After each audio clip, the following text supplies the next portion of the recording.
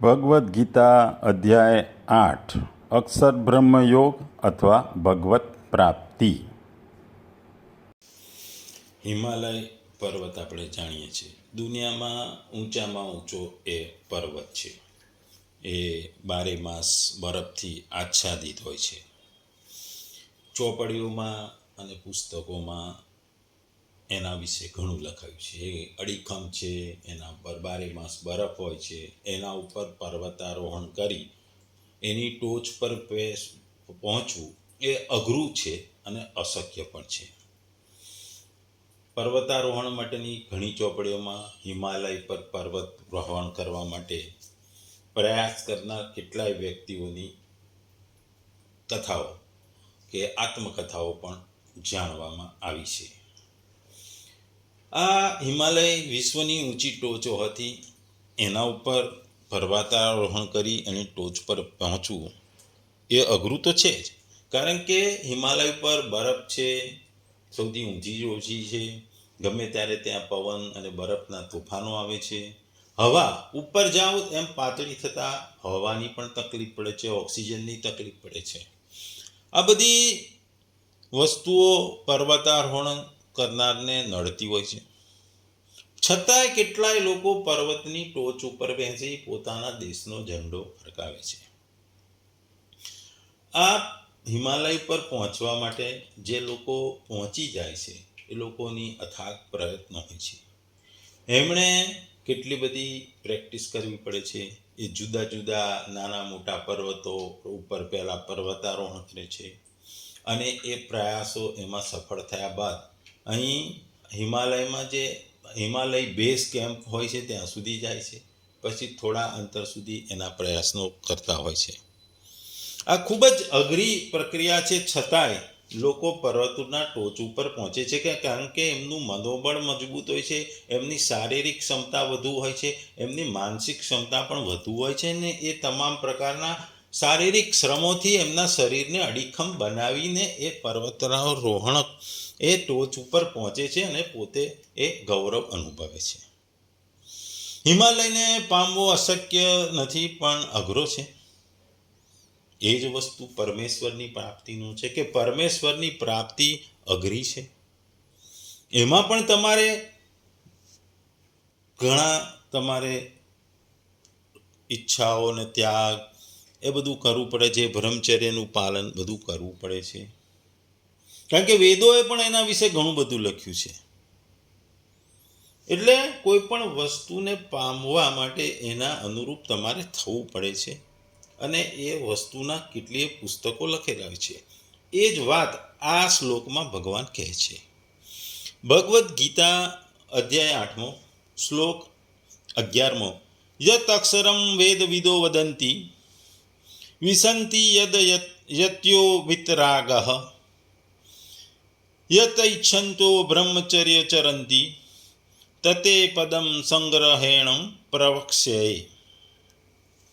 જો આ શ્લોકને આપણે ગુજરાતીમાં કહીએ તો જેઓ વેદોના જાણકાર છે, જેઓ ઓમકારનું ઉચ્ચારણ કરે છે અને જેઓ સંન્યાસ આશ્રમમાં રહેલા મહાન મુનિઓ છે, તેઓ બ્રહ્મમાં પ્રવેશ કરે છે. આવી સિદ્ધિની ઈચ્છા કરનાર વ્યક્તિ બ્રહ્મચર્ય વ્રતનું પાલન કરે છે. હવે હું તને આ પ્રક્રિયા સંક્ષેપમાં વર્ણવીશ કે જે દ્વારા કોઈ પણ મનુષ્ય મુક્તિ પ્રાપ્ત કરી શકે. બીજા શબ્દોમાં ગુજરાતીમાં આ શ્લોકને કહીએ તો વેદને જાણનાર વિદ્વાનો જે સચ્ચિદાનંદન સ્વરૂપ પરમ પદને અવિનાશી કહે છે, આસક્તિ વિનાના યત્નશીલ સંન્યાસી મહાત્મા જેનામાં પ્રવેશ કરે છે, તથા જે પરમ પદના ઈચ્છુક બ્રહ્મચારીઓ બ્રહ્મચર્યનું આચરણ કરે છે, એ પરમ પદને હું તારા માટે ટૂંકમાં કહીશ. ટૂંકમાં ભગવાન અર્જુનને આ શ્લોકમાં 3 વસ્તુઓની વાત કરે છે. આપણે 5મા શ્લોકમાં ભગવાનનું ચિંતન કરતા મરનાર સાધાન્ય મનુષ્યની ગતિનું સંક્ષેપમાં વર્ણન હતું. પછી 8માંથી 10મા શ્લોક સુધી ભગવાનના અધિયજ્ઞ નામના સગુણ નિરાકાર દિવ્ય અવ્યક્ત સ્વરૂપનું ચિંતન કરનાર યોગીઓની અંતકાળની ગતિ વિશે હતું. હવે આ 11મા શ્લોકમાં અને એના પછી 12મા અને 13મા શ્લોક, આ 3 શ્લોક સુધી પરમ અક્ષર નિર્ગુણ નિરાકાર પરબ્રહ્મની ઉપાસના કરનાર યોગીઓની અંતકાળની ગતિનું વર્ણન કરવામાં આવ્યું છે. આ અંતકાળની ગતિનું વર્ણન કરતા કરતા પહેલા ભગવાન તે બ્રહ્મની, એ અક્ષર બ્રહ્મની જે વખાણ કરે છે, કે જેની પ્રશંસા કરે છે, અને એને પામવા માટે શું કરવું પડે એનો શરૂઆતી ઉલ્લેખ કરે છે. અહીં આ શ્લોકમાં ભગવાન 3 વસ્તુની વાત કરે છે. પહેલી વસ્તુ છે કે વેદને જાણનાર વિદ્વાનો જે પરમપદને અવિનાશી કહ્યો છે. બીજી વસ્તુ એ છે કે જે સંન્યાસી મહાત્માઓ છે, જેને પામવા, પરમપદને પામવા ટ્રાય કરે છે, એ બીજી વસ્તુ આસક્તિ વિનાના હોય છે. અને ત્રીજી વસ્તુ છે કે આ પરમપદને ઈચ્છુક વ્યક્તિઓ બ્રહ્મચર્યનું આચરણ કરે છે. એટલે આ 3 વસ્તુની વાત કરતા કહે છે, આગળ ભગવાન કૃષ્ણ અર્જુનને કહે છે કે આ પરમપદ તારા માટે હું ટૂંકમાં આગળ શ્લોકોમાં કહીશ. અહીં 3 વસ્તુની જે મેં વાત કહી એ પ્રમાણે પહેલી વસ્તુ છે કે જે વેદોના જાણકાર વિદ્વાનો છે, એ પરમપદને અવિનાશી કહે છે. વેદોને જાણવાવાળા પુરુષો જેને અક્ષર નિર્ગુણ નિરાકાર કહે છે, જેનો કદી નાશ થતો નથી, જે અવિનાશી છે, જે સદા સર્વદા એક છે, એક રસ રહે છે, જેને આપણે અધ્યાયના 3જા શ્લોકમાં અક્ષર બ્રહ્મ પરમ કહેવામાં આવ્યું હતું. એ જ નિર્ગુણ નિરાકારનું તત્વ અહીં અક્ષર નામથી વર્ણન કરવામાં આવ્યું છે. એટલે જે વેદોના જ્ઞાતા છે, વેદ વિદમ, જે પરમાત્માનું જ્ઞાન થાય છે તેને વેદ કહે છે. અત્યારે આ વેદ 4 સંહિતાઓને ઐતરેય વગેરે બ્રાહ્મણ ભાગ રૂપે પ્રાપ્ત થાય છે. વેદના પ્રાણ અને વેદના આધાર છે પરબ્રહ્મ પરમાત્મા. તેઓનું એટલે કે વેદનું તાત્પર્ય છે.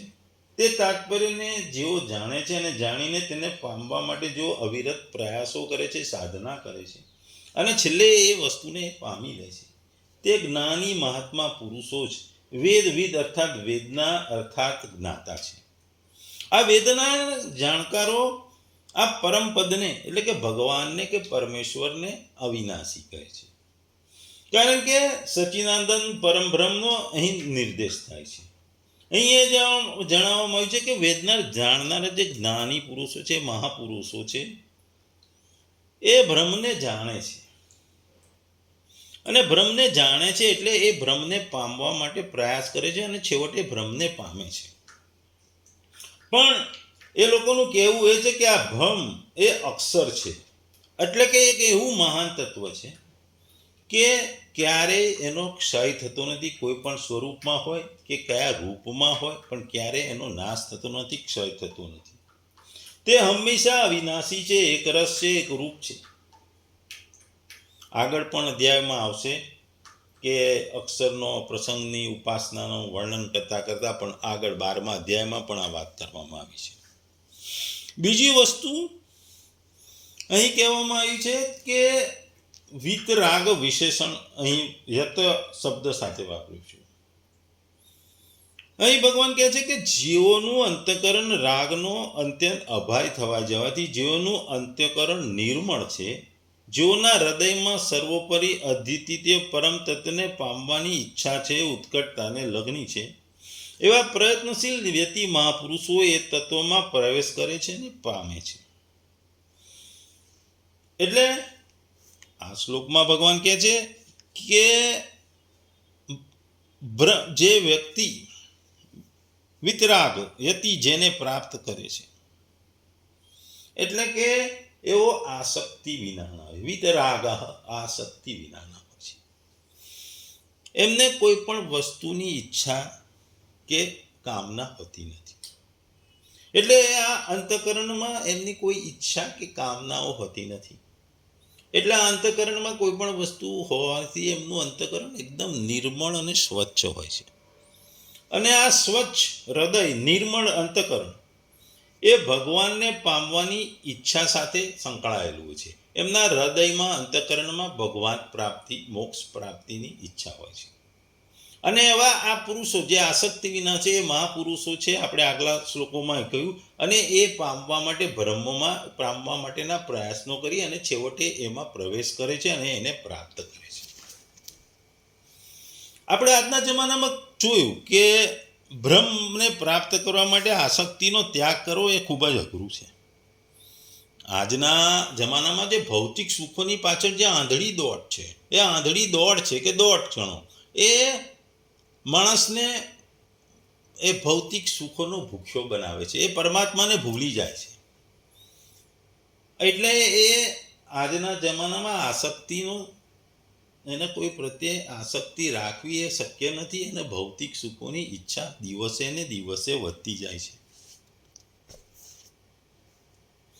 અહીં યત વિસંતિનો અર્થ જ એ છે કે જેમાં પ્રવેશ કરે છે. અભિપ્રાય એવો છે કે જે સચ્ચિદાનંદ પરમાત્માને લક્ષિત કરીને કહેવામાં આવ્યું છે, જેનામાં યત લોકો ઉપયોગ સાધન કરતા સાધનની શ્રેષ્ઠ સીમાએ પહોંચી અને અભેદભાવે પહોંચી અને પછી એ પ્રવેશ કરે છે. આ પ્રવેશનો અર્થ એટલે કોઈ આપણે સામાન્ય રીતે ઘરમાં આવી જાય એટલે ઘરમાં પ્રવેશ કરવો એવો અર્થ નથી. પરમાત્મા તો આપણું સ્વરૂપ હોવાથી નિત્ય પ્રાપ્ત છે, પણ આ નિત્ય પ્રાપ્ત તત્વને જે અપ્રાપ્તિનો ભ્રમ થઈ રહ્યો છે, તે અવિદ્યારૂપી ભ્રમનું સમાપ્ત થવું, એ જ તેને બ્રહ્મમાં પ્રવેશ કરવો ગણાય. આપણે સામાન્ય રીતે આ વસ્તુને મોક્ષ પામવો કે જે મોક્ષ, મુક્તિ મળી જાય. મુક્તિ શેમાંથી મળે? જે જુદી જુદી યોનિઓમાં ફરી જન્મ લેવાની પ્રક્રિયા છે, એનો આપણે અંત કરીએ. એટલે કે આત્માનું પરમાત્મા સાથે મિલન થઈ જાય. આત્માને પરમાત્માનું મિલન થઈ જાય એટલે આપણે પરમાત્માનો અંશ છે, આપણો જે આત્મા છે પરમાત્માનો અંશ છે, એ પરમાત્મામાં વિલીન થઈ જાય. એટલે યોનિમાં ફરવાની વસ્તુ પતી જાય એટલે આપણને મોક્ષ મળી જાય, મુક્તિ મળી જાય. એટલે પરબ્રહ્મમાં આપણો એનો બ્રહ્મમાં પ્રવેશ કર્યો એવું પણ કહેવાય. અહીં આગળ ત્રીજી વસ્તુ જે આપણે કીધી કે બ્રહ્મચર્યનું પાલન કરે છે. સામાન્ય રીતે માણસ જીવનમાં ઉદ્દેશો સાથે જીવતો હોય છે, અને જેનો ઉદ્દેશ પરમાત્માની પ્રાપ્તિનો છે, અને એને પરમાત્માની પ્રાપ્તિ સિવાય બીજું કોઈ ધ્યેય નથી અને કોઈ ઈચ્છા નથી, એ વ્યક્તિ બ્રહ્મચર્યનું પાલન કરે છે. બ્રહ્મચર્યનું પાલન કરવાનું એટલે ઇન્દ્રિયોને વશ કરે, સંયમ કરે, અને કોઈ પણ વસ્તુઓની આશા, કામના, ભોગની ઈચ્છા ના રાખે, કોઈ વસ્તુની સેવનની ઈચ્છા રાખે. અહીં આગળ જ્યારે એમ કીધું કે વિતરાગ યતિ અભેદભાવથી પ્રવેશ કરે છે, આ પછી એ જ બ્રહ્મને પામવા માટે બ્રહ્મચારીઓ બ્રહ્મચર્ય વ્રતનું પાલન કરે છે. બ્રહ્મચર્ય એટલે શું? એનો વાસ્તવિક અર્થ એવો થાય છે કે બ્રહ્મમાં અથવા બ્રહ્મના માર્ગમાં સંચરણ કરવું.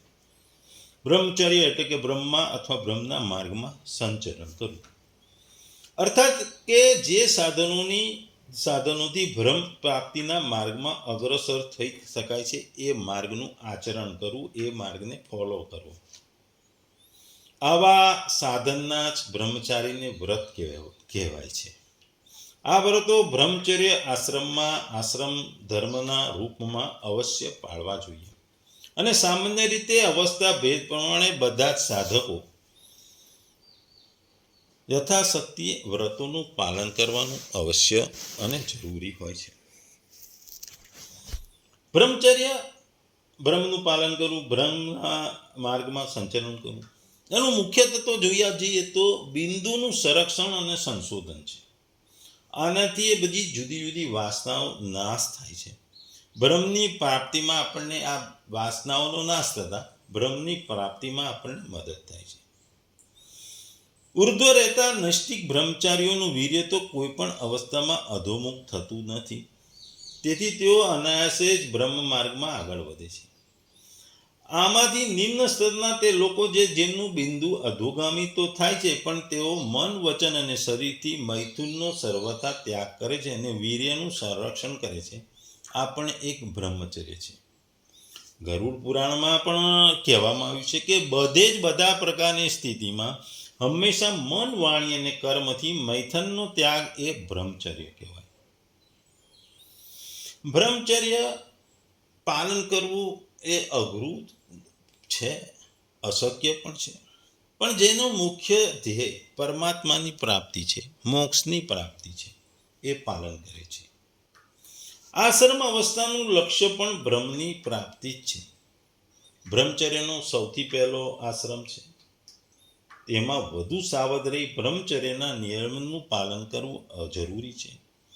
તેથી જ કહેવામાં આવ્યું છે કે બ્રહ્મની ઈચ્છા કરનારાઓએ બ્રહ્મચારીઓએ બ્રહ્મચર્યનું આચરણ કરવું પડે છે અને કરતા રહે છે અને કરશે. પછી આ ત્રણ વસ્તુ પત્યા પછી ભગવાન અર્જુનને કહે છે કે જે સગળા સાધનોનું આખરી પદ છે એ પદને અર્થાત તત્વને હું તારા માટે સંક્ષેપથી અને સારી રીતે કહીશ. સંક્ષેપથી કહેવાનું તાત્પર્ય એ છે કે શાસ્ત્રોમાં જે તત્વને સર્વોપરી વિલક્ષણ બતાવ્યું છે તે દરેક વ્યક્તિ તેને મેળવી શકતી નથી. એવો જો મહિમા બતાવ્યો છે તે પદ કેવી રીતે પ્રાપ્ત થાય છે એ વાતને હું તને કહીશ. સારી રીતે કહેવાનું મતલબ એ છે કે બ્રહ્મની ઉપાસના કરવાવાળા જેને જે રીતે બ્રહ્મ પ્રાપ્ત થઈ જાય છે તેને હું સારી રીતે કહીશ. એટલે ટૂંકમાં આ શ્લોકમાં છેલ્લે ભગવાન કહે છે કે જે આ માણસ પરમ ગતિને પામે છે, મોક્ષને પામે છે, પરમ પદને પામે છે, એની જે વસ્તુઓ છે, જે નિર્દેશ છે, જે જરૂરી વસ્તુઓ છે, કેવી રીતે પ્રાપ્ત કરવી, કયા પ્રયત્નોથી પ્રાપ્ત થાય, કયા યોગથી પ્રાપ્ત થશે, એ હું તને કહીશ. અને તે પણ ટૂંકાણમાં કહીશ કે જેથી તને ફટાફટ સમજી શકાય. કારણ કે અત્યારે આપણે યુદ્ધ મેદાનમાં બેઠા છે, યુદ્ધ કરવા આવ્યા છે. એટલે ભગવાન આ વસ્તુ એને સંક્ષેપમાં કહેવાની વાત કહે છે. અહીં આ શ્લોકમાં ભગવાન ચારે આશ્રમો જે છે એનું ગૌણ રીતે વર્ણન કરે છે. જેમ યદક્ષરમ વેદો વિદો વદંતી પદોથી ગૃહસ્થાશ્રમનો સંકેત છે. કારણ કે વેદોનું અધ્યયન કરવું એ બ્રાહ્મણનું ખાસ કાર્ય છે. વિસંતિ યતયો વિતરાગ પદોથી સંન્યાસ અને વાનપ્રસ્થા આશ્રમનો સંકેત મળે છે. અને યદચ્છંતો બ્રહ્મચર્ય ચરણથી પ્રતિ બ્રહ્મચર્યાનો આશ્રમનો સંકેત મળે છે. એટલે ટૂંકમાં આ શ્લોક દ્વારા ભગવાન ચારે આશ્રમોની આપણને વાત કહી દે છે. યદ વેદ દ્વારા ગૃહસ્થાશ્રમ, પછી આસક્તિનો ત્યાગ કરવાનો એ પદથી સંન્યાસ અને વાનપ્રસ્થાશ્રમ. કારણ કે સંન્યાસ કોને કીધું? વસ્તુઓનો ત્યાગ કરીને સંન્યાસ થાય. અને ધીરે ધીરે વાનપ્રસ્થાશ્રમ, અને છેલ્લે ભગવાન બ્રહ્મચર્યનું પાલન કરીને બ્રહ્મચારી આશ્રમનો વાત કરે છે. મુક્તિ મેળવી એ આપણા દરેકનું ધ્યેય છે. પરમેશ્વરની પ્રાપ્તિ ગણો કે મોક્ષની પ્રાપ્તિ કરો કે પરમ બ્રહ્મમાં વિલીન થઈ જવું, આત્માનું પરમાત્મામાં વિલીન થઈ જવું, એ બધાની ઈચ્છા છે. અને આ મુક્તિ કોઈ પણ સમયે અને કોઈ પણ ઉંમરે આપણને મળી શકે છે. કારણ કે મૃત્યુ નિશ્ચિત નથી. કારણ કે મૃત્યુ ગમે તે થાય એટલે આના પ્રયત્નો તો હંમેશા પહેલેથી કરતા જ રહેવું. મુક્તિ પણ બધા જ વર્ણમાં મળે, બધા જ આશ્રમમાં મળે છે. તેથી ભગવાને અહીંયા આશ્રમોનું સ્પષ્ટ રૂપે વર્ણન નથી કર્યું. વર્ણોનું વર્ણન પણ સ્પષ્ટ રૂપે કર્તવ્ય પાલનની દ્રષ્ટિએ કર્યું છે. અહીં અર્જુન ક્ષત્રિય હતા. તેઓએ પોતાના યુદ્ધરૂપી કર્તવ્યને છોડવા માંગતા હતા. તેથી ભગવાને તેમને તેમના કર્તવ્યનું પાલન કરવાના ઉદ્દેશથી વર્ણ ધર્મનું વર્ણન કર્યું. એમ કીધું કે યુદ્ધ કર, યુદ્ધ કારું તારું વર્ણન છે, એ તારો ધર્મ છે ક્ષત્રિય તરીકે. એ એમનો આશ્રમ ધર્મ નથી, એ આપણે જાણીએ છીએ. એટલે ભગવાન આપણને મોક્ષ માટેની વાતો કહી રહ્યા છે.